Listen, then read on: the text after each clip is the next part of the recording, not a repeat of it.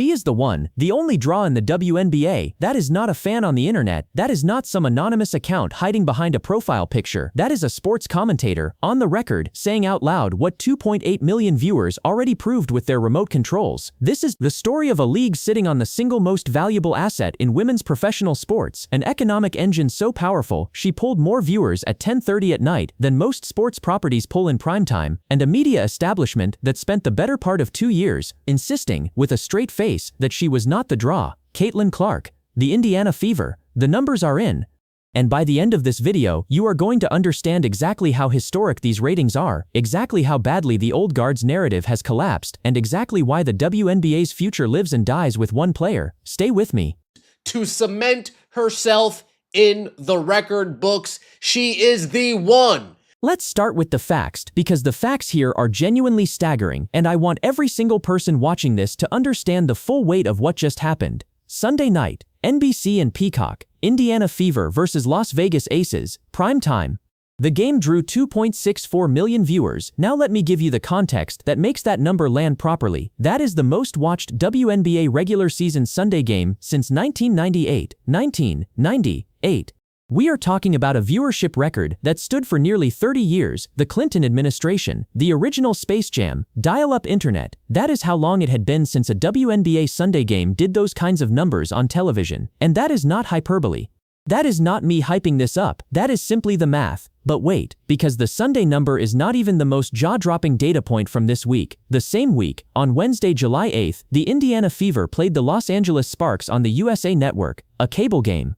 A 10 o'clock p.m. start time, and that game averaged 1.04 million viewers, making it the most watched WNBA game in USA Network's entire history, up 149% compared to the 2025 regular season cable average.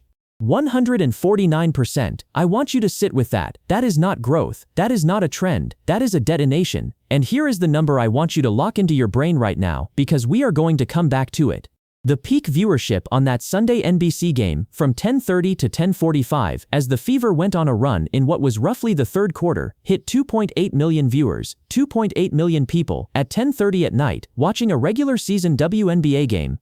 The most watched WNBA regular season game since 2000. That is the payoff stat, 2.8 million. Remember it. Now I want you to think about who the asset is here, who the commodity is, who the one draw is, because the data leaves absolutely zero room for interpretation.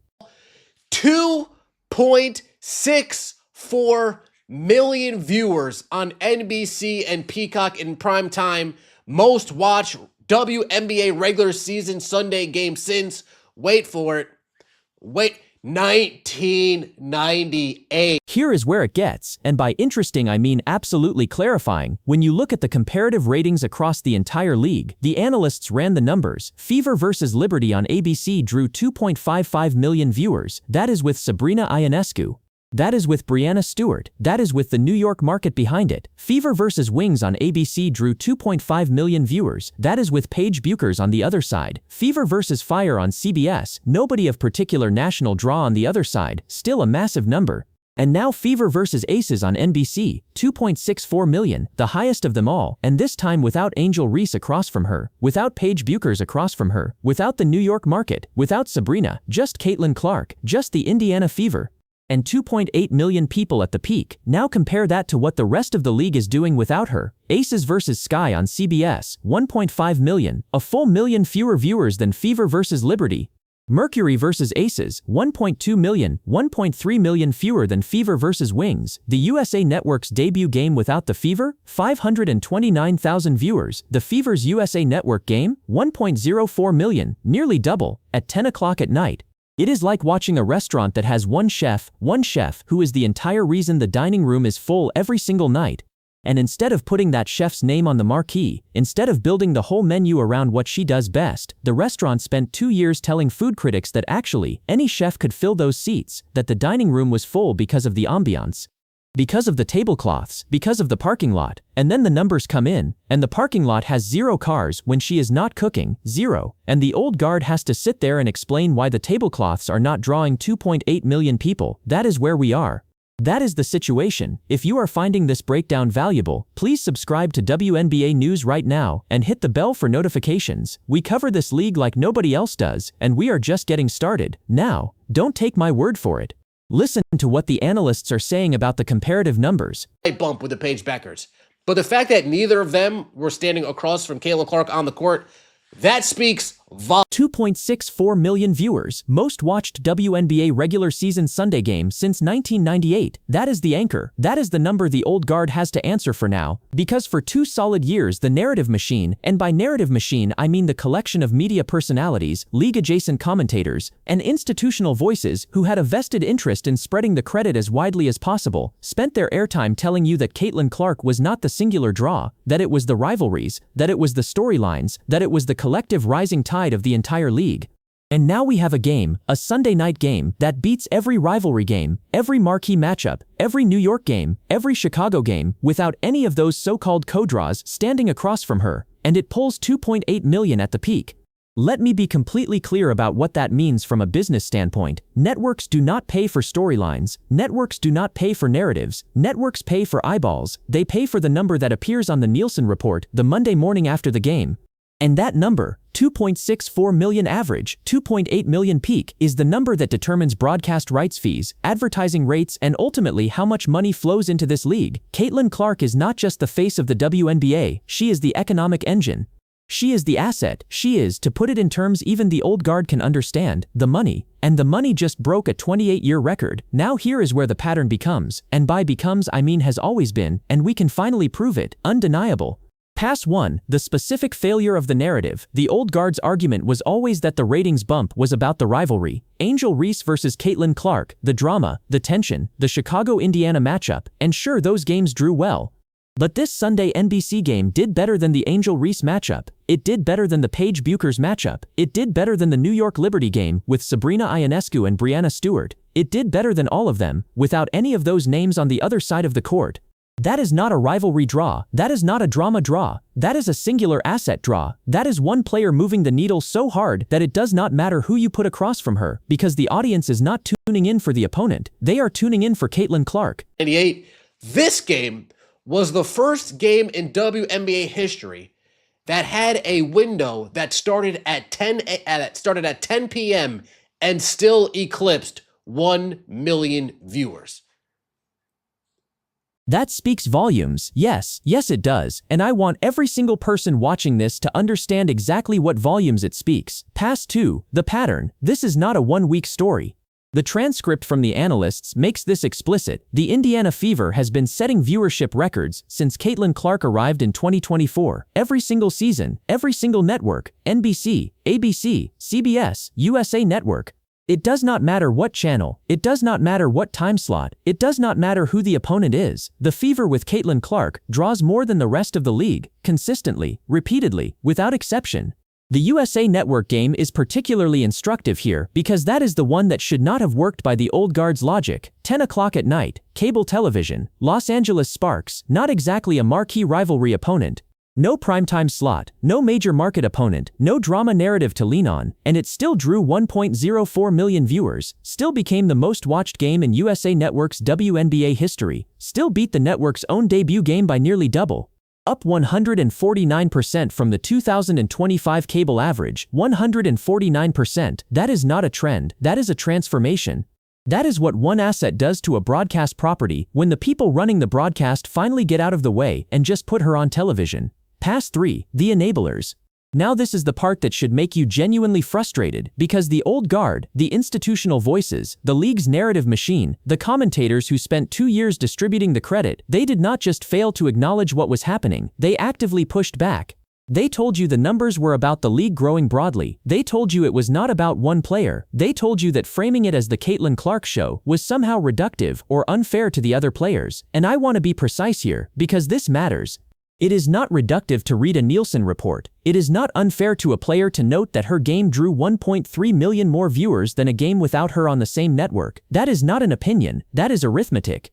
The old guard's resistance to that arithmetic was not about protecting the other players, it was about protecting a narrative that, frankly, the numbers have now completely incinerated. Pass 4, the money argument. And this is where the business framing becomes impossible to ignore.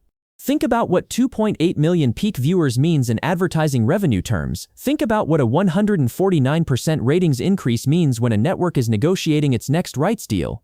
Think about what it means for franchise valuations, for expansion fees, for the entire financial architecture of a league that has spent decades trying to prove it belongs on major broadcast television. Every single dollar of that is traceable to one asset, one commodity, one economic engine. And the old guard spent 2 years trying to convince you, and more importantly, trying to convince the league's own decision makers, that the asset was interchangeable, that you could swap her out, spread the spotlight around, and the numbers would hold. The numbers do not hold. The Aces vs Sky game drew 1.5 million, the Fever vs Liberty game drew 2.55 million. That is a 1 million viewer gap between Caitlin Clark and the rest of the league's marquee matchups, on the same network, in the same season. That is not a gap, that is a canyon. And the old guard built a house of cards on the idea that the canyon did not exist. Now let me bring in the clip that puts this in the proper historical context, because the analysts have been making a comparison that I think is worth sitting with. Best of the league, and that trounces any narrative that Caitlin Clark's not the draw. Caitlin Clark's not the main attraction, the main star. First time in WNBA history, in the entire history of the league, a 10 o'clock p.m. game, averaging over 1 million viewers. Let that land. The league has existed since 1997. Nearly 30 years of 10 o'clock tip-offs, and not once did a late-night cable game crack 1 million viewers, until Caitlin Clark came back to the court and the Indiana Fever played the Los Angeles Sparks on a Wednesday night. This is the part where I want to invoke the framework that every serious sports business analyst uses when they talk about transformational assets. When Michael Jordan came into the NBA, the league's television ratings did not just grow, they restructured.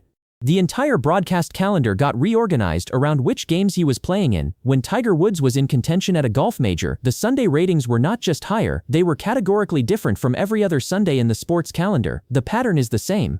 The mechanism is the same. One singular asset changes the entire economic math of a sport. And what's fascinating, and by fascinating I mean genuinely historically significant, is that the analysts covering this league are now saying the same thing about Caitlin Clark, not as hyperbole, not as fan enthusiasm, as a straight-faced reading of the Nielsen data. 2.8 million at the peak, most watched since 2000, first 10 o'clock game to crack 1 million, ever. The old guard will tell you that comparing her to those names is premature, that we need more time, that the data set is too small, and to that I say, the data set now includes the most watched WNBA Sunday game in 28 years. How large does the data set need to be before the old guard is willing to call a spade a spade?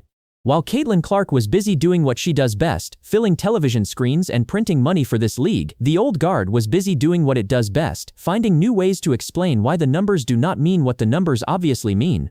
There is no version of this where the old guard wins the argument anymore. When the ratings are high, they say it is the rivalries. When the ratings are high without the rivalries, they have nothing left to say.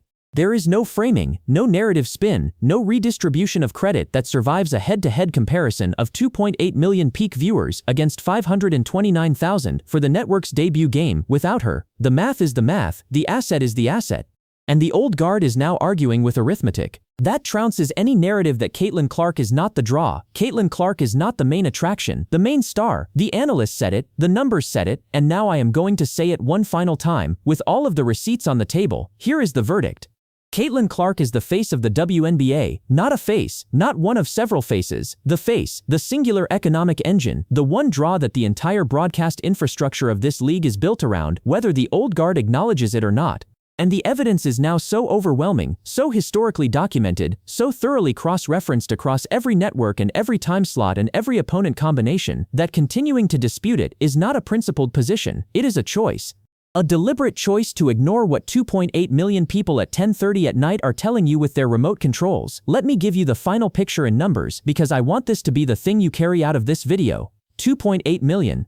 Peak viewers on a Sunday night NBC game that beat every rivalry game, every marquee matchup, and every major market game in the same season. Most watched WNBA regular season game since 2000. Most watched WNBA Sunday game since 1998.